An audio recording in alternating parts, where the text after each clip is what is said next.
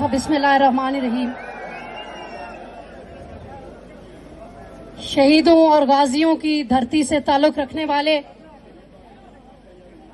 गयूर धरती से ताल्लुक रखने वाले मेरे तमाम बुजुर्गों, भाइयों, खवातीन, बहनों, आप सबको मेरा सलाम पहुंचे। मैं आज सबसे पहले आपकी इस जज्बे को सलाम पेश करती हूं। पिछले 2 साल से, वैसे तो 4 साल पहले आजाद कश्मीर के अंदर इलेक्शन हुए और हमने, आप सब ने अपना कीमती वोट देके चंद उन नाअहल 53 लोगों को आजाद कश्मीर असेंबली के ऐवान में भेजा, जिनका किरदार अल्लाह का शुक्र है कि अब आपके सामने आ गया।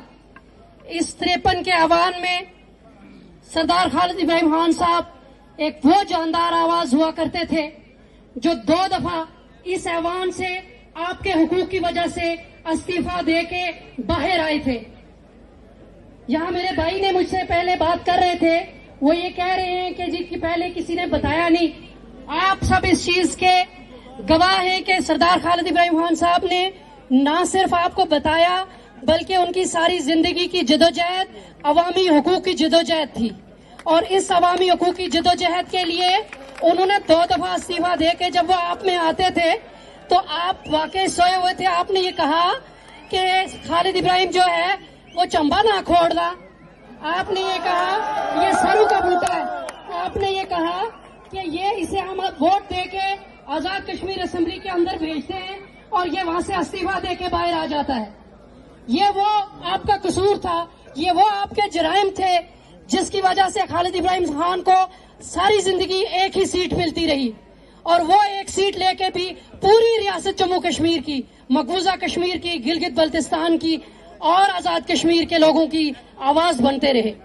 लेकिन हमारी बदकिस्मती कि वो ऐसे वक्त पे इस दुनिया से जब रुखसत हुए, तब भी उन्होंने आजाद कश्मीर की कानून साज असेंबली के अंदर अपना जो किरदार है आवाज उठाई कि आजाद कश्मीर की जुडिशरी के अंदर वो तमाम जजेस, वो चीफ जस्टिस, जाली चीफ जस्टिस है, जो कि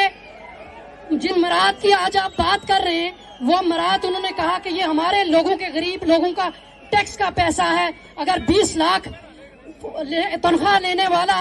जाली चीफ जस्टिस जो है वो वहां पे बैठ के एक मेंबर असेंबली को शोकाज नोटिस भेजता है तो उसके सामने में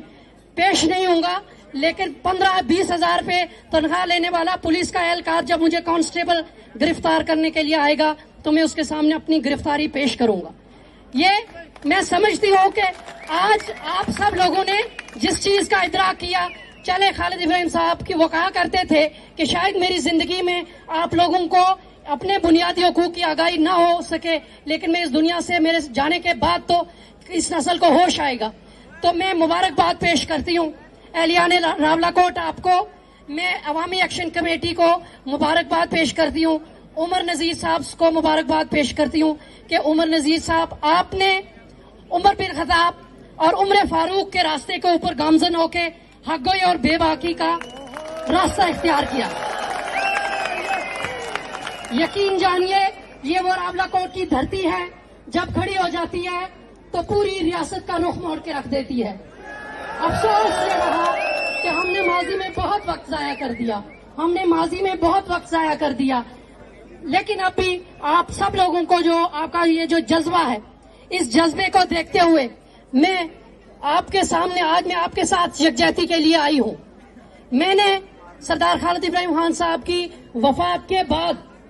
उनकी सियासी जमात से अलग होके मैंने अवामी हुकूक के लिए, मैंने जमहूरियत के लिए, मैंने डेमोक्रेटिक प्रैक्टिसेस के लिए एक अलग सियासी जमात की बुनियाद रखी।